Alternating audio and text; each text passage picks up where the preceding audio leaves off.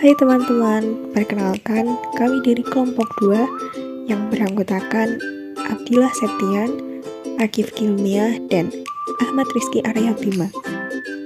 Di sini kami ingin membahas suatu materi yang berjudul Siklus dan Proses Model Komunikasi Interpersonal. Siklus komunikasi interpersonal. Siklus artinya proses sinambung dari satu tahap ke tahap berikutnya.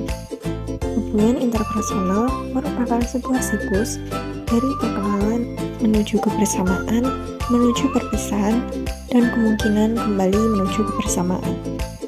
Pada setiap tahap dalam suatu hubungan, komunikasi memainkan peran yang sangat besar. Siklus komunikasi interpersonal ada 5 diantaranya, yaitu tahap perkenalan, yaitu ditandai dengan tindakan memulai.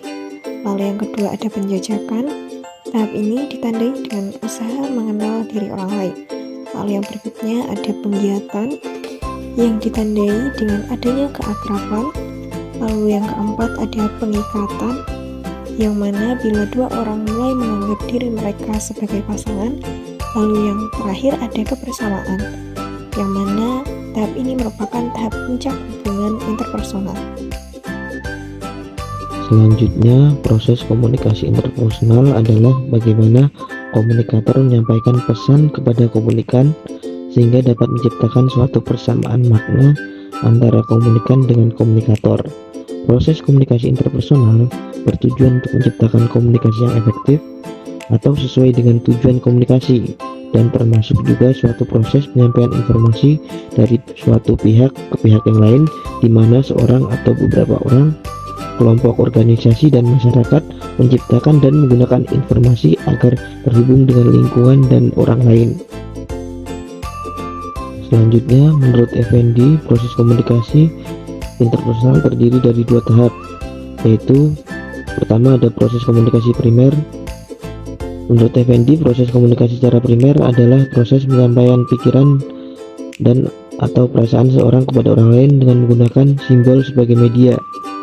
Komunikasi primer dapat berlangsung secara individu maupun kelompok. Dalam komunikasi primer secara individu berlangsung kontak pribadi dan disebut juga komunikasi antar pribadi. Komunikasi primer merupakan jenis komunikasi yang efektif untuk mengubah sikap, pendapat, dan tingkah laku. Yang kedua ada proses komunikasi sekunder. Effendi mengumpulkan juga bahwa komunikasi sekunder adalah proses penyampaian pesan kepada orang lain dengan menggunakan alat atau sarana sebagai media kedua setelah memakai lambang sebagai media pertama. Dalam komunikasi sekunder tidak terdapat kontak pribadi karena menggunakan alat seperti telepon, faksimiles, memorandum, dan pengumuman. Efektivitas dan efisiensi komunikasi bermedia hanya dalam menyampaikan pesan-pesan yang bersifat informatif. Berdasarkan penjabaran di atas, dapat disimpulkan bahwa komunikasi interpersonal merupakan suatu proses. Hal ini berarti bahwa proses komunikasi interpersonal merupakan saluran informasi dan serangkaian kegiatan pertukaran makna yang harus dilalui dalam menyampaikan informasi secara timbal balik dan berkelanjutan, sehingga komunikasi interpersonal dapat berjalan dengan baik. Terjadinya kegagalan dalam komunikasi interpersonal juga dikarenakan adanya miskomunikasi antar kedua pihak yang tidak memperhatikan atau menjalankan proses komunikasi dengan benar.